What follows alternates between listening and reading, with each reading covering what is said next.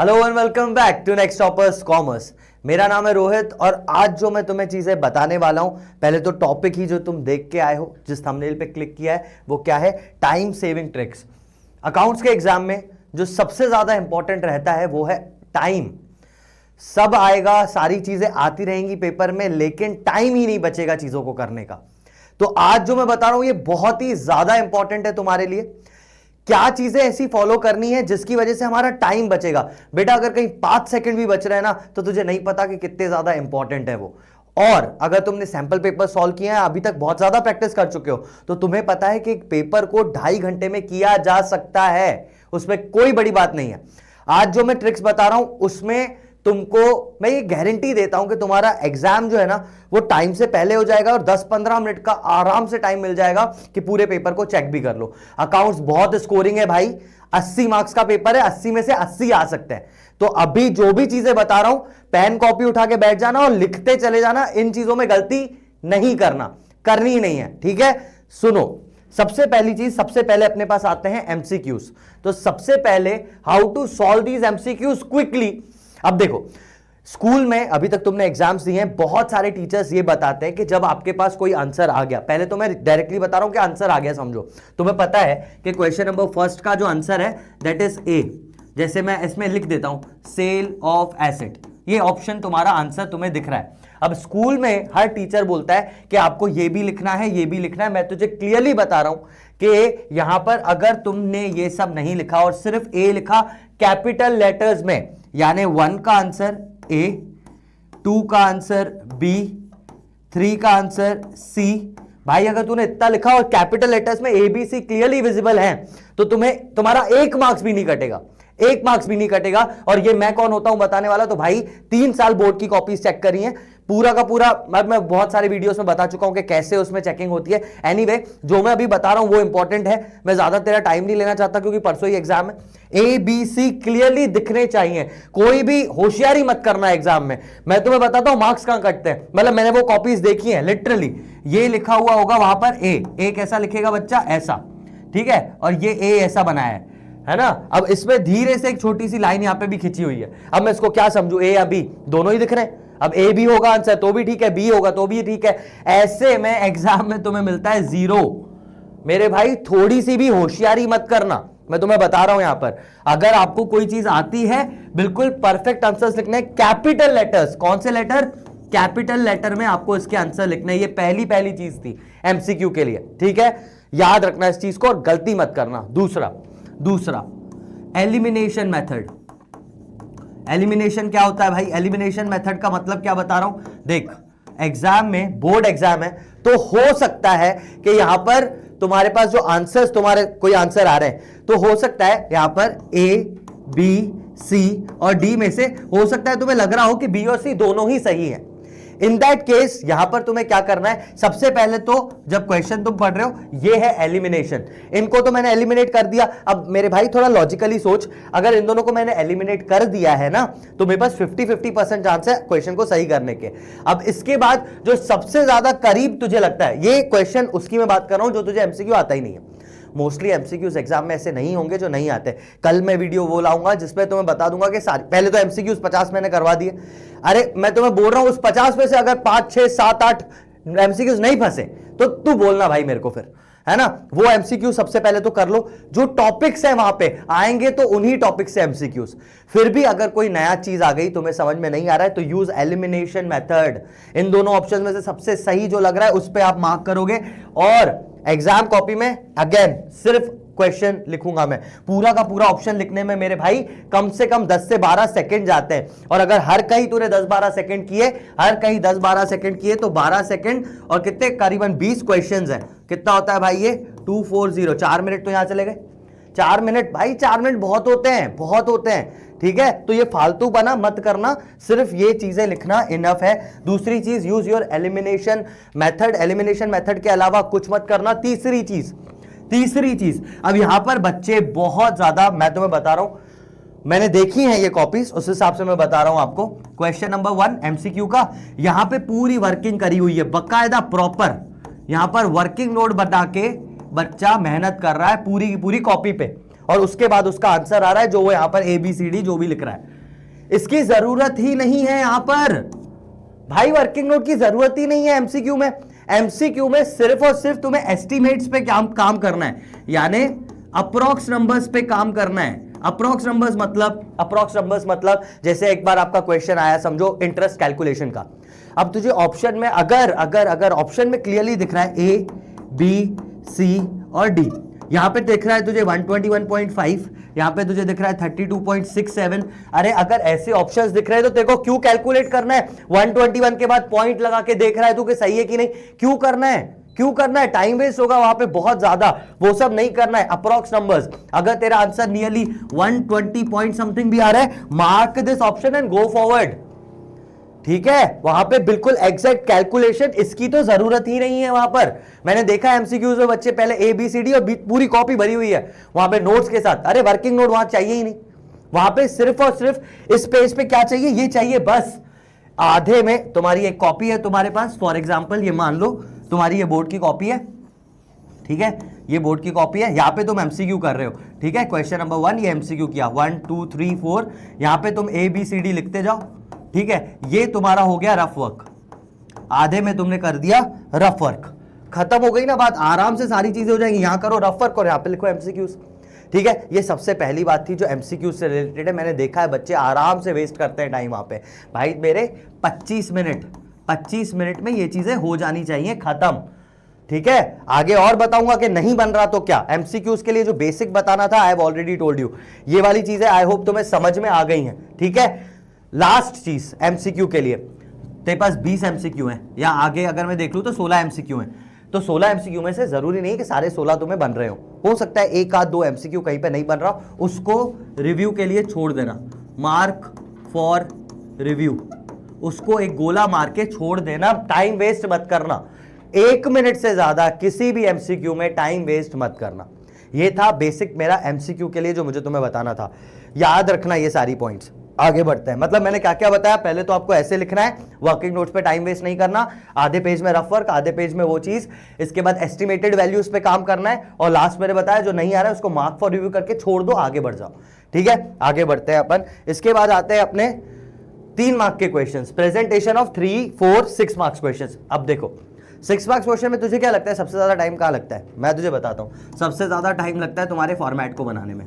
अब इस चीज की प्रैक्टिस कोई करता नहीं है, कितने लोग हो तुम, कितने लोग हैं यहां पर जिन्होंने फॉर्मेट की प्रैक्टिस करी है कि हमने फॉर्मेट जल्दी बनाने की कोशिश करी है? कोई नहीं करता, ये तुम करो। यही है टॉपर्स की स्ट्रैटेजीज, जो करते हैं क्या करते हैं, फॉर्मेट की। सर फॉर्मेट की प्रैक्टिस कैसे करें? अरे मेरे भाई हाथ से लाइन बनानी है तुझे, ये हाथ से लाइन बनानी है। एग्जाम में बिल्कुल सही सटीक लाइन कोई नहीं देखता। अगर तुम्हारी ड्राइंग थोड़ी सी भी अच्छी है, तुम थोड़ी सी भी सीधी लाइन बना सकते हो, दिस इज इनफ। चलो ठीक है, तुम्हें ऐसा नहीं मिलता तो स्केल और पेंसिल से एटलीस्ट फॉर्मेट्स बनाने की प्रैक्टिस कर लो एक बार। 15 मिनट आप फॉर्मेट बनाने की प्रैक्टिस कर लो। ये 15 मिनट तुम्हारे एग्जाम में आराम से 5 से 6 मिनट बचाएंगे, 5 से 6 मिनट आराम से बचा देंगे ये, अगर तुमने फॉर्मेट बनाने की कोशिश की। मेरे भाई हल्के में मत लेना, तुझे मजाक लग रहा होगा है ना कि यार फॉर्मेट बता रहे हैं, फॉर्मेट में ही सबसे ज्यादा मार्क्स जाते हैं, ठीक है। क्योंकि पहले तो आप बनाते नहीं हो अच्छा, पहली बात तो ये कि आप बनाते ही नहीं हो अच्छा, और दूसरी बात इसमें टाइम ज्यादा लग जाता है, क्वेश्चन छूटेंगे फिर बाद में। फॉर्मेट्स पे टाइम वेस्ट नहीं करना है, सीरियसली बता रहा हूं। मैंने अपने बोर्ड्स में भी हाथ से लाइंस बनाई थी, मैंने कोई स्केल यूज नहीं करा था, जितनी लाइन बनानी थी उतनी हाथ से बनाई थी। अगर आप ये कर रहे हो आपका टाइम बचेगा, करके देख लेना, ठीक है। दूसरी चीज जो मैं यहाँ पे बता रहा हूं बहुत इंपॉर्टेंट है, अगेन 6 मार्क्स क्वेश्चन की जब अपन बात करते हैं, पहला तो फॉर्मेट ही था, अरे ये आगे क्यों चला गया, एनीवे पहला तो फॉर्मेट ही था। दूसरा जब अपन 6 मार्क्स क्वेश्चन करते हैं, जब अपन 6 मार्क के क्वेश्चंस कर रहे हैं, एग्जाम्पल के लिए ले लेते हैं, शेयर्स का क्वेश्चन आया, कितना बड़ा क्वेश्चन होता है एक पूरे पैराग्राफ का। इस क्वेश्चन को अगर तूने 2 बार भी पढ़ लिया तो तेरा बहुत ज्यादा टाइम वेस्ट हो जाएगा। What you need to do is at that point आपको क्या करना है, अपने वर्ड्स में लिख देना है। जैसे मैं आपको बताता हूं, XYZ limited invited applications for 80,000 shares, public subscribe for 60,000 shares, public subscribe for 60,000 shares, and ऐसा मैं मान लेता हूं कि प्रोराटा भी मान लेते हैं, समझो प्रोराटा हुआ तो ऐसा हुआ था कुछ कि 5,000 शेयर्स को आपने कुछ नहीं दिया, ठीक है। इसमें से जो 20,000 शेयर्स थे उनको 15,000 शेयर्स दिए, और बाकी जो बचे कुचे थे, बचे कुचे कैसे पता चलेगा, 25 और 60 35,000 शेयर्स को आपने क्या किया, 35,000 शेयर्स को मैं मान लेता हूं आपने 35,000 पूरे दे दिए, ये मैंने लिख दिया यहाँ पर। अब देखिए प्रोराटा 4 लाइन में लिखा होता है क्वेश्चन में, लेकिन मैंने यहां पे लिख दिया, ये मेरे लिए इजी हो गया। Application, allotment, first call, second call पे कितना पैसा है मैंने यहाँ पे लिख दिया, यहाँ पे 3। जैसे प्रीमियम आता है, मैं कैसे करता हूं उसको, जैसे यहाँ पे 5 रुपए है अलॉटमेंट का पैसा, तो मुझे पता है 3 रुपए फेस वैल्यू, 2 रुपए प्रीमियम, मैं ऐसे लिख देता हूं, पहले ही प्रीमियम मुझे पता चल जाता है। अब जब मैंने ये चीज कर दी, अब आप बोलोगे सर वो फॉरफीचर और ये सब, अरे बहुत सिंपल है, उस चीज को भी लिखना कि 1000 शेयर्स वर फॉरफीटेड, 1000 शेयर्स वर फॉरफीटेड, फॉरफीटेड के बाद री इशू हुए, तो कितने पे री इशू हुए, 8 रुपए पे री इशू हुए। इतनी सी लाइन में ना मेरा पूरा कोड, ये जितना मैंने यहां पे लिखा ना, पूरा क्वेश्चन कवर हो जाता है इसमें। और फिर 10 बार क्वेश्चन देखना ही पड़ता है आपको, मतलब 2-3 बार तो देखोगे ना, एप्लीकेशन मनी जब निकालोगे तब, अलॉटमेंट जब निकालोगे तब, कॉल इन अरियर निकालोगे तब, फॉरफीट करोगे तब, और रीइशू करोगे तब क्वेश्चन देखना पड़ेगा। मेरे भाई यहां पे 6 बार क्वेश्चन पढ़ना पड़ेगा तुझे, लेकिन अगर ये चीज कर ली तो देखते से ही तुम्हें पता चल जाएगा कि हमारा टाइम कहां पे बच रहा है। हर बार जब मैंने बोर्ड एक्सप्रेस में, सैंपल पेपर में, और जब मैंने मोस्ट इंपॉर्टेंट क्वेश्चंस कराए, हर बार मैंने ये करके दिखाया है तुमको कि देखो इससे टाइम कितना बचता है। तो ये चीज जरूर फॉलो करना, अपने वर्ड्स में इन चीजों को लिखना ही है तुमको। पहली बात फॉर्मेट, दूसरा अपने वर्ड्स में उसको, बड़े क्वेश्चंस को लिखना, छोटे क्वेश्चंस को लिखने की बात नहीं कर रहा हूं। जहां पे रेशियोस निकालने उनको लिख लो, जहां पे तुम्हारा ये है क्या बोलते हैं कंपनी के क्वेश्चंस है उसको लिख लो। डिबेंचर रिडम्पशन की एंट्री आनी ही है ना, loss on issue of debenture आना ही है, वो जब वो आ रहा है तब आप लिख लो कि भैया डिबेंचर कितने का था, 100 रुपए का था, इशू कितने पे किया है सर, तो 95 पे किया है, रिडीम कितने पे करेंगे, 105 पे करेंगे। लॉस ऑन इशू आंखों से देख के ही मुझे 10 रुपए पता चल रहा है, एंट्री में गलत क्यों करूंगा मैं? अरे क्वेश्चन में लिखी हुई जब चीज होती है तो नहीं समझ आता है, जब अपने वर्ड्स में लिख दिया तो यहां पे लॉस ऑन इशू दिख रहा है 10 रुपए, मैं एंट्री में गलत कर कैसे सकता हूं? समझ बात को, तेरे खुद के नोट्स है, वो क्वेश्चन को तूने अपने वर्ड्स में लिखा है, क्वेश्चन को ध्यान से पढ़ के अपने वर्ड्स में लिख दो, बहुत ज्यादा चीजें 6 मार्क कर क्वेश्चंस के लिए इजी हो जाएंगी। तीसरी चीज पे मैं आता हूं, भाई ये 2 समझ में आ रही है ना बातें, अच्छी तरह समझ में आई। अब आता हूं मैं तीसरी चीज पे, इसके बाद है आपके calculation, how to speed up your calculations. 2-3 चीजें भाई ध्यान से सुनना जो मैं बता रहा हूं। जब आप एक रीवैल्यूएशन अकाउंट बनाते हो, ध्यान से सुनना, कोई सा भी अकाउंट बना रहे हैं अपन, समझो एक कोई सा भी अकाउंट बना रहे हैं, इसमें कुछ चीजें आ रही हैं यहां पर, और यहां पे आपका आ रहा है अमाउंट, यहां पे आ रहा है अमाउंट। ध्यान से सुनना मैं क्या बोल रहा हूं। यहां पे अब बच्चे कैसे अमाउंट लिखते हैं, जैसे 33 लाख, चलो 3,30,000। अब यहां पर एक और फिगर आया 2000, ठीक है भाई, मेरे कहने का बस ये मतलब है, एक डिजिट्स पढ़ी है ना यार स्कूल में अपन ने, 1s 10s 100s 1000 10,000, जिस डिजिट के नीचे वो चीज आ रही है वैसे लिखो।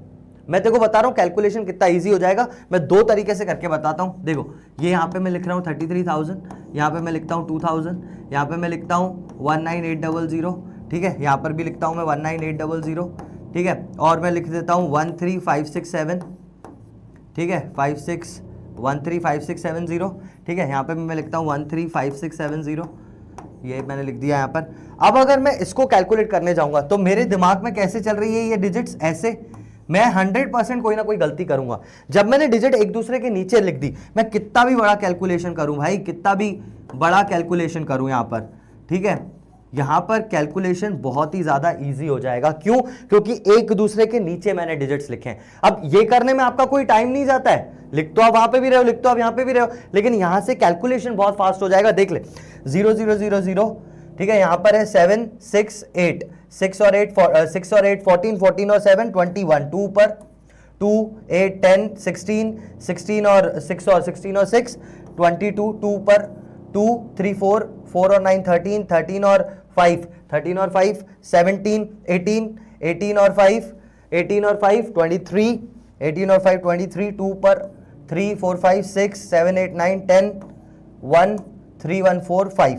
अब इसमें गलती होने के चांसेस बहुत ही माइन्यूट हैं, क्योंकि मैंने एक दूसरे के नीचे ही चीजें लिखी हैं और कैलकुलेशन बहुत ज्यादा परफेक्ट हो गया, बहुत आसानी से हो गया। अब तुम्हें अगर ये चीज लग रही है कि अरे ये तो कुछ नहीं है, तो यार इसी चीज को करना अब तुम्हें एग्जाम में, फिर इसको मत करना, ऐसे डिजिट वाइज मत लिखना और देखना कि टाइम कितना वेस्ट होता है और कैलकुलेशन एरर होता है या नहीं। ये कैलकुलेशन की जो चीज मैं तुम्हें बता रहा हूं ना, इससे तुम्हारे कैलकुलेशन का एरर जो है वो 0% हो जाएगा, 0%, कोई कैलकुलेशन एरर नहीं आएगा। प्लस अपन बचपन से करते आ रहे हैं। प्लीज फॉलो दिस, ठीक है, प्लीज फॉलो दिस, इसके अलावा कुछ मत करना। दूसरी चीज, पहले तो मैंने आपको बताया यूनिट वाइज डिजिट्स वहां पे लिखने हैं। अब कुछ परसेंटेजेस हैं, जैसे 6%, 8%, 10% और 12%। अगर आपने कभी ध्यान दिया हो अपने क्वेश्चंस में तो हमेशा यही परसेंटेजेस रिपीट हो रहे हैं, हमेशा ही ये परसेंटेजेस रिपीट हो रहे हैं। तो भाई तुम एक बार प्रैक्टिस क्यों नहीं कर लेते हर नंबर का 6%, 8%, 10%, 12% निकालने की।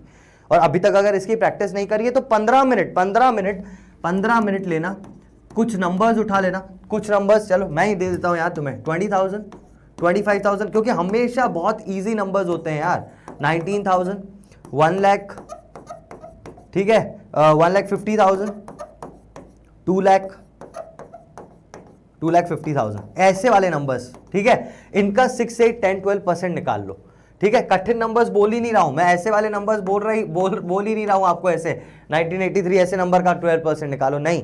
आप सिंपल करो, किसी भी चीज का 10% निकालना है, 12% निकालना है, 8% निकालना है, यार इनका निकाल के देखो। आप प्रैक्टिस तो करो उस चीज की 15-20 मिनट, मैं ज्यादा टाइम ही नहीं ले रहा तुम्हारा, 15-20 मिनट करके जाना, एग्जाम में बहुत ही ईजी रहेगा ये वाली चीज। और एक चीज बता देता हूं परसेंटेजेस को लेके, परसेंटेजेस एग्जाम में कंफ्यूजिंग वाले कभी कभी आते हैं। जैसे उन्होंने किसी चीज का 33.3% बोला, अरे 33.3% इज नथिंग बट 1/3। आपको उस चीज को उठा के 3 से डिवाइड करना है। ये परसेंटेज मैं आपको बता ही देता हूं, यहां वाली चीज का स्क्रीनशॉट ले लेना। अगर किसी चीज का 25% यानी उसका 1/5, अगर किसी चीज का 16.66% यानी उसका 1/6, ठीक है। किसी चीज का 50% तो ये तो आपको पता ही होगा 1/2, हाफ। और कितना होता है 66.66% भी देख लेते हैं अपन, तो ये हो जाता है 3/2, नहीं 2/3, 2/3 इज 66.66%। और क्या देखते हैं अपन इसमें, आई थिंक इतना ही था 20% भी देख लेते हैं, 20% यानी किसी चीज का 1/5। तो ये है चीजें, ये परसेंटेजेस हैं, यही आएंगे एग्जाम में, इसके अलावा नहीं आते हैं। ये चीज याद कर लो, अगर ऐसा कोई परसेंटेजेस आए तो आपको डायरेक्ट डिवाइड करना है उस चीज को 5 से, 3 से, 5 से। यहाँ 5 क्यों लिखा है, यहाँ पे तो 4 आना चाहिए, माय बैड 4। 25% यानी 1/4, 4 से, 6 से, ऐसे बस डिवाइड करके इसका स्क्रीनशॉट ले लो भाई। ये चीज मैं तो बोल रहा हूं पूरे का ही स्क्रीनशॉट ले लो। ये वाली चीज है जो आपकी स्पीड कर देगी कैलकुलेशंस को। बीइंग मैंने अपने जितना भी मेरा इतना बड़ा करियर रहा है, जितने मैंने कॉपीज चेक की है, मैंने वो ये सब यहां से ही लिया है। ये करते हैं बच्चे और यहीं से ही उनके कैलकुलेशंस फास्टर होने लगते हैं। तुम्हें कुछ भी नहीं करना है ऐसा कि कुछ एक्स्ट्रा मैथ्स की बुक सॉल्व करनी है, नहीं, नॉर्मल जो प्रैक्टिस कर रहे हैं उसमें ही कुछ बेहतर करना है। तो प्लीज फॉलो दीज 2 ट्रिक्स, बहुत ज्यादा इजी हो जाएगा एग्जाम पॉइंट ऑफ व्यू से। तुम्हारे कैलकुलेशंस, मेंटल मैथ्स करो, दिमाग में कैलकुलेशंस करो जितना ज्यादा हो सके। मैंने देखा है 30,000 लिखा हुआ है, उसका बच्चे को 6% निकालना है। कैसे निकालेगा तू? अरे क्यों करना है इसमें कुछ, इसमें क्यों करना है कुछ? परसेंटेज है, हमेशा परसेंटेज जब आया मतलब 2 0 का कोई वैल्यू ही नहीं है यहाँ पे, है ना। 6 3 18 100 खत्म हो गया। इसमें क्यों पेन उठानी थी? डायरेक्टली आंसर लिखो ना। This is called mental maths. ये तो कर सकते हो आप। इतना ही करने के लिए मैंने आपको बोला, ये वाली चीजों के लिए मैं बोल रहा हूं 6 से 10 12% निकाल लो। ये फिगर्स दे दिए मैंने, एग्जाम में यही आने वाले, ऐसा ही कोई फिगर आएगा। कोई कठिन फिगर्स नहीं आते बोर्ड के एग्जाम में, ठीक है। That was the 3rd point. और आखिरी ये तो यार सबसे ज्यादा इंपॉर्टेंट है, टाइम मैनेजमेंट। अब सर आपने बहुत बार बताया, मैंने एक बार ये वाली चीज तो बार बार बताई है तुम्हें कि हर एक मार्क के लिए आपके पास 2 मिनट हैं। जब 1 मार्क के लिए 2 मिनट है, ठीक है, तो 16 मार्क के क्वेश्चंस है, 16 यानी इसमें हुए 32 मिनट्स। मैंने आपको बोला था, ये एमसीक्यू की बात कर रहा हूं मैं, एमसीक्यू की बात कर रहा हूं मैंने बोला था 32 मिनट्स है, ट्राई करो 25 मिनट्स में इनको खत्म करने का, ठीक है। ये चीज तो थी, ये मैंने पहले 2-3 बार बता चुका हूं, मैं इसको रिवाइज नहीं करूंगा, मैं रिपीट नहीं करूंगा। 1 मार्क के लिए 2 मिनट है, इससे ज्यादा आपके पास टाइम नहीं है। 3 चीजें यहाँ पे मैं बताता हूं आपको टाइम मैनेज करने के लिए, ध्यान से सुन लेना, एग्जाम में पेपर नहीं छूटेगा। सबसे पहली चीज जो है उसको अपन बोलते हैं 3 राउंड स्ट्रैटेजी। क्या बोलते हैं? 3 राउंड स्ट्रैटेजी। इसका मतलब सबसे पहले आप वो क्वेश्चंस करो जो आपको इजी लग रहे हैं, पूरा पेपर। और भाई चीटिंग वीटिंग करने की कोशिश मत करना, बोर्ड में वैसे ही कोई किसी को बताता नहीं है, और अगर किसी ने बता भी दिया तो दोनों फंसोगे और मतलब नहीं है कुछ भी करने का। आपका पेपर आप सबसे अच्छी तरह कर सकते हो, किसी से पूछ के नहीं। बिल्कुल भी टाइम वेस्ट मत करना चीटिंग में, ठीक है। पहला चीज, सबसे पहले जो इजी क्वेश्चंस लग रहे हैं सबको करते चले जाओ।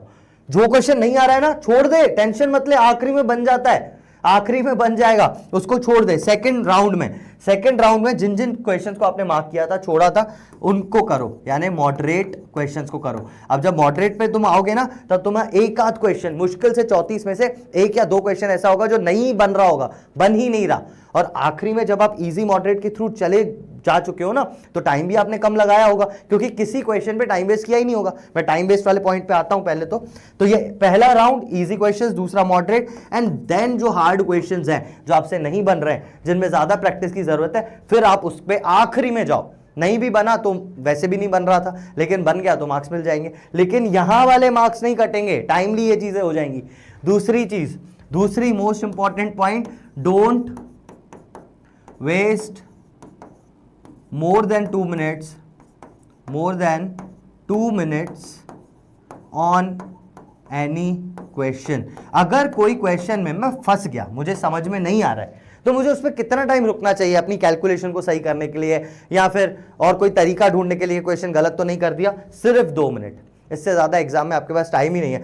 2 मिनट से ज्यादा आपको उस क्वेश्चन पे नहीं रुकना है। 2 मिनट है, 2 मिनट अगर रुके आप, ठीक है, समझ में आ रहा है, ठीक है करो, नहीं आ रहा है उसको छोड़ दो और आगे बढ़ो। और तीसरा सबसे इंपॉर्टेंट चीज जो मैं बोल रहा हूं, आप एक घड़ी लेके जाना भाई एग्जाम में, ताकि ये आप ट्रैक कर पाओ कि क्या आपके मार्क्स के हिसाब से आप उतना ही टाइम दे रहे हो क्वेश्चन को, या फिर छोड़ते चले जा रहे हो।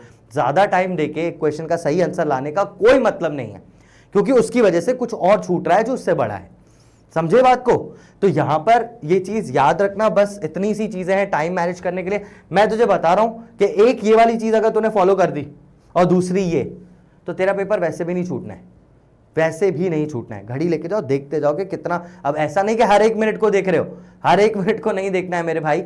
16 मार्क के एमसीक्यूज हैं तो 32 मिनट होते हैं ना, आधा घंटा टाइम देख लो कि 25 मिनट में सारे एमसीक्यूज हो जाएं। हर एक मिनट में टाइम नहीं देखना है, सेक्शन वाइज टाइम देखना है। अब मैं तब बहुत ज्यादा डिटेल में क्या बताऊं तुम्हें। 3 मार्क के क्वेश्चंस हैं, समझो 3 क्वेश्चंस आ रहे हैं, 9 मिनट, 9 मार्क्स यानी 18 मिनट। देखो कि 15 मिनट में वो तीनों क्वेश्चंस हो जाएं, बस। ऐसे घड़ी में ही नहीं घुसे रहना है। तो यार जितनी मैंने चीजें बताई, अगर आप उतनी चीजें फॉलो करते हो, इतना ही था, मैं कोई और टाइम वेस्ट नहीं करूंगा तुम्हारा, इतना ही था। ये चीजें करके ही जाना है एग्जाम में, ये करोगे तो तुम्हारा ना पेपर छूटेगा, तुम्हारे कैलकुलेशंस फास्ट हो जाएंगे। 3-4 मार्क में जो फॉर्मेट वगैरह मैंने बताया भाई, बहुत ज्यादा अच्छी तरह वो प्रेजेंटेशन हो जाएगा तुम्हारा, कोई दिक्कत नहीं आएगी। एमसीक्यूज में वर्किंग नोट्स वगैरह बनाने की कोई जरूरत नहीं है, सिर्फ ABCD क्लियर कैपिटल लेटर्स में लिखा होना चाहिए। That is all for today. इतना ही बताना था, अच्छी तरह एग्जाम देना यार, और इसमें से कोई भी गलती मत करना। मुझे लगता है ये वीडियो तो जो था ना तुम्हारे लिए बहुत ज्यादा इंपॉर्टेंट हो सकता है। अगर सीरियसली तुम पढ़ना चाहते हो और अगर सीरियसली तुमने इस वीडियो को देखा है, तो it will be really helpful for you. All the best for your exams. मुझे कमेंट्स में बता दो कि प्रिपरेशन पूरी हो गई या कुछ अभी बचा है। अगर कोई टॉपिक तुम्हारा बचा हुआ हो, कहीं और प्रैक्टिस करनी हो, तो मुझे कमेंट्स में जरूर बता देना कि ये टॉपिक और बचा हुआ है तुम्हारा, क्योंकि कल मैं एक और वीडियो लेके आने वाला हूं जिसमें मैं ये बताऊंगा मोस्ट इंपॉर्टेंट टॉपिक्स हैं क्या, मोस्ट इंपॉर्टेंट रिपीटेड क्वेश्चंस क्या है, जहां से 100% क्वेश्चंस आते ही हैं। तो मैं कल लेके आने वाला हूं, तो अभी मुझे बता देना कि कहीं कुछ ऐसा तो नहीं है जो तुम्हारा छूटा हुआ है, ताकि मैं उन चीजों को भी एनालाइज करके कल वाले वीडियो में और बेहतर तरीके से उस कंटेंट को ला पाऊं। That was all for today. Please make sure ये गलतियां तुम ना करो। All the best for your exams. Keep on preparing hard. That was all for today. मैं मिलता हूं अगली क्लास में, कल तुमसे मिलता हूं। कमेंट्स कर देना। Take care and bye bye.